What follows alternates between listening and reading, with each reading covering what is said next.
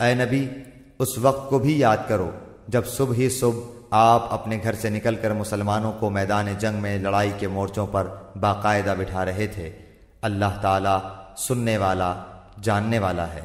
جب تمہاری دو جماعتیں پست ہمتی کا ارادہ کر چکی تھیں، اللہ تعالیٰ ان کا ولی اور مددگار ہے، اور اسی کی پاک ذات پر مومنوں کو بھروسہ رکھنا چاہیے۔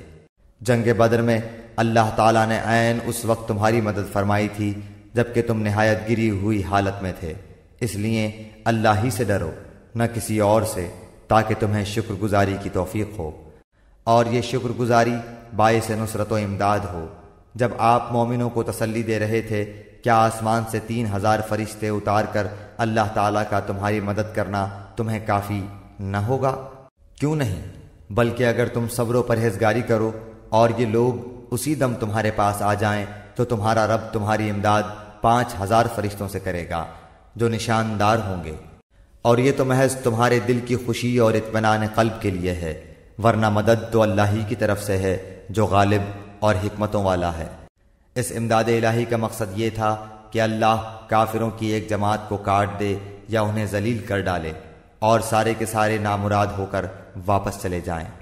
اے پیغمبر، آپ کے اختیار میں کچھ نہیں، اللہ تعالیٰ چاہے تو ان کی توبہ قبول کرے یا عذاب دے، کیونکہ وہ ظالم ہے۔ آسمانوں اور زمین میں جو کچھ ہے سب اللہ ہی کا ہے، وہ جسے چاہے بخشے، جسے چاہے عذاب کرے۔ اللہ تعالیٰ بخشش کرنے والا مہربان ہے۔ اے ایمان والو، بڑھا چڑھا کر سود نہ کھاؤ، اور اللہ تعالیٰ سے ڈرو تاکہ تمہیں نجات ملے، اور اس آگ سے ڈرو جو کافروں کے لیے تیار کی گئی ہے، اور اللہ اور اس کے رسول کی فرما برداری کرو تاکہ تم پر رحم کیا جائے، اور اپنے رب کی بخشش کی طرف اور اس جنت کی طرف دوڑو جس کا عرض آسمانوں اور زمین کے برابر ہے، جو پرہیزگاروں کے لیے تیار کی گئی ہے۔ جو لوگ آسانی میں اور سختی کے موقع پر بھی اللہ کے راستے میں خرچ کرتے ہیں، غصہ پینے والے اور لوگوں سے درگزر کرنے والے ہیں، اللہ تعالیٰ ان نیک کاروں سے محبت کرتا ہے۔ جب ان سے کوئی ناشائستہ کام ہو جائے یا کوئی گناہ کر بیٹھیں تو فوراً اللہ کا ذکر اور اپنے گناہوں کے لیے استغفار کرتے ہیں۔ فی الواقع اللہ تعالیٰ کے سوا اور کون گناہوں کو بخش سکتا ہے، اور وہ لوگ باوجود علم کے کسی برے کام پر اڑ نہیں جاتے۔ انہی کا بدلہ ان کے رب کی طرف سے مغفرت ہے، اور جنتیں ہیں جن کے نیچے نہریں بہتی ہیں، جن میں وہ ہمیشہ رہیں گے۔ ان نیک کاموں کے کرنے والوں کو ثواب کیا ہی اچھا ہے۔ تم سے پہلے بھی ایسے واقعات گزر چکے ہیں، سو زمین میں چل پھر کر دیکھ لو کہ آسمانی تعلیم کے جھٹلانے والوں کا کیا انجام ہوا۔ عام لوگوں کے لیے تو یہ قرآن بیان ہے، اور پرہیزگاروں کے لیے ہدایت و نصیحت ہے۔ تم نہ سستی کرو اور نہ غمگین ہو، تم ہی غالب رہو گے اگر تم ایماندار ہو۔ اگر تم زخمی ہوئے ہو تو تمہارے مخالف لوگ بھی تو ایسے ہی زخمی ہو چکے ہیں۔ ہم ان دنوں کو لوگوں کے درمیان عدلتے بدلتے رہتے ہیں۔ شکست احد اس لیے تھی کہ اللہ تعالیٰ ایمان والوں کو ظاہر کر دے اور تم میں سے بعض کو شہادت کا درجہ عطا فرمائے۔ اللہ تعالیٰ ظالموں سے محبت نہیں کرتا۔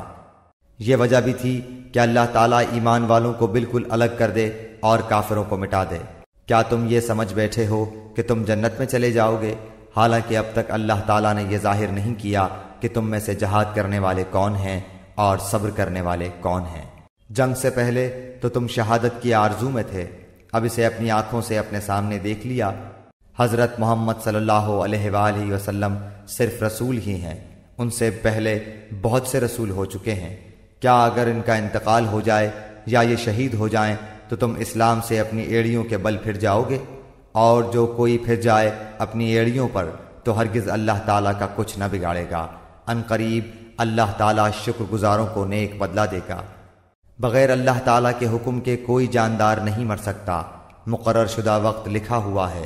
دنیا کی چاہت والوں کو ہم کچھ دنیا دے دیتے ہیں، اور آخرت کا ثواب چاہنے والوں کو ہم وہ بھی دیں گے، اور احسان ماننے والوں کو ہم بہت جلد نیک بدلہ دیں گے۔ بہت سے نبیوں کے ہم رکاب ہو کر بہت سے اللہ والے جہاد کر چکے ہیں، انہیں بھی اللہ کی راہ میں تکلیفیں پہنچیں، لیکن نہ تو انہوں نے ہمت ہاری، نہ سست رہے اور نہ دبے، اور اللہ صبر کرنے والوں کو ہی چاہتا ہے۔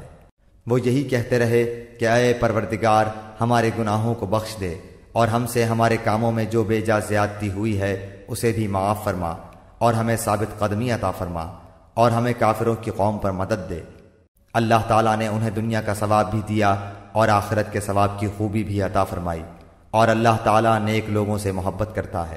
اے ایمان والوں، اگر تم کافروں کی باتیں مانو گے تو وہ تمہیں تمہاری ایڑیوں کے بل پلٹا دیں گے، یعنی تمہیں مرتد بنا دیں گے، پھر تم نامراد ہو جاؤ گے، بلکہ اللہ ہی تمہارا مولا ہے اور وہی بہترین مددگار ہے۔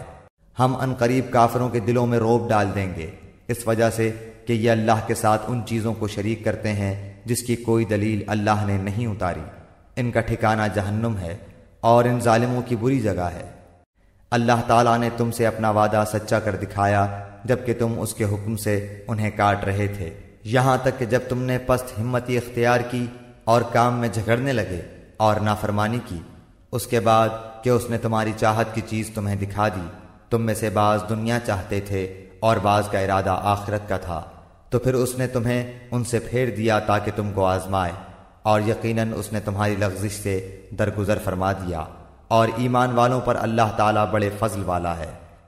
جبکہ تم چڑھے چلے جا رہے تھے اور کسی کی طرف توجہ تک نہیں کرتے تھے، اور اللہ کے رسول تمہیں تمہارے پیچھے سے آوازیں دے رہے تھے، بس تمہیں غم پر غم پہنچا تاکہ تم فوت شدہ چیز پر غمگین نہ ہو اور نہ پہنچنے والی تکلیف پر اداس ہو۔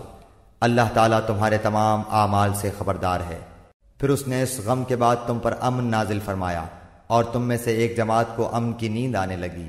ہاں، کچھ وہ لوگ بھی تھے کہ انہیں اپنی جانوں کی پڑی ہوئی تھی، وہ اللہ تعالیٰ کے ساتھ ناحق جہالت بھری بدگمانیاں کر رہے تھے اور کہتے تھے کیا ہمیں بھی کسی چیز کا اختیار ہے؟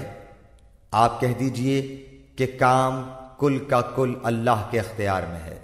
یہ لوگ اپنے دلوں کے بھید آپ کو نہیں بتاتے، کہتے ہیں کہ اگر ہمیں کچھ بھی اختیار ہوتا تو یہاں قتل نہ کیے جاتے۔ آپ کہہ دیجئے کہ گو تم اپنے گھروں میں ہوتے، پھر بھی جن کی قسمت میں قتل ہونا تھا وہ تو مقتل کی طرف چل کھڑے ہوتے۔ اللہ تعالیٰ کو تمہارے سینوں کے اندر کی چیز کا آزمانا اور جو کچھ تمہارے دلوں میں ہے اس کو پاک کرنا تھا، اور اللہ تعالیٰ سینوں کے بھید سے آگاہ ہے۔ تم میں سے جن لوگوں نے اس دن پیٹھ دکھائی جس دن دونوں جماعتوں کی مٹ بھیڑ ہوئی تھی، یہ لوگ اپنے بعض کرتوتوں کے باعث شیطان کے پھسلانے میں آ گئے، لیکن یقین جانو کہ اللہ تعالیٰ نے انہیں معاف کر دیا۔ اللہ تعالیٰ ہے بخشنے والا اور تحمل والا۔ اے ایمان والو، تم ان لوگوں کی طرح نہ ہو جانا جنہوں نے کفر کیا اور اپنے بھائیوں کے حق میں جبکہ وہ سفر میں ہوں یا جہاد میں ہوں کہا کہ اگر یہ ہمارے پاس ہوتے تو نہ مرتے اور نہ مارے جاتے۔ اس کی وجہ یہ تھی کہ اس خیال کو اللہ تعالیٰ ان کی دلی حسرت کا سبب بنا دے۔ اللہ تعالیٰ جلاتا ہے اور مارتا ہے، اور اللہ تمہارے عمل کو دیکھ رہا ہے۔ قسم ہے اگر اللہ تعالیٰ کی راہ میں شہید کیے جاؤ یا اپنی موت مرو تو بے شک اللہ تعالیٰ کی بخشش و رحمت اس سے بہتر ہے جسے یہ جمع کر رہے ہیں۔ بالیقین خواہ تم مر جاؤ یا مار ڈالے جاؤ، جمع تو اللہ تعالیٰ کی طرف ہی کیے جاؤ گے۔ اللہ تعالیٰ کی رحمت کے باعث آپ ان پر نرم دل ہیں، اور اگر آپ بد زبان اور سخت دل ہوتے تو یہ سب آپ کے پاس سے چھٹ جاتے۔ سو آپ ان سے درگزر کریں اور ان کے لیے استغفار کریں، اور کام کا مشورہ ان سے کیا